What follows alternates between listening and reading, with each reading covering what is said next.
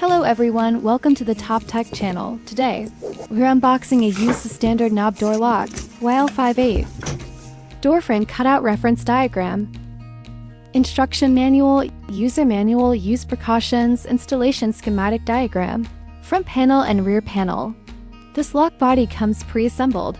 Disassembling it now will help us better understand the reassembly process later. All constructed with a metal unibody design. The handle designed is non-slip to help open dots so that children can better open the lock, prevent slipping. 67Es adjustable lock body. New keyboard.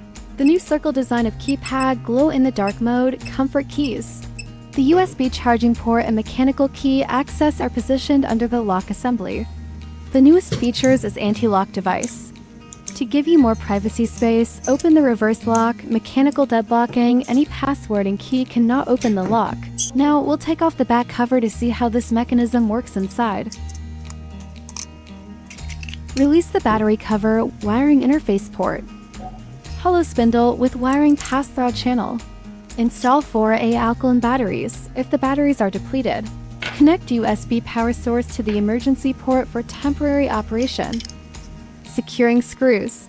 Ensures reinforced handle stability. Feels substantial in hand.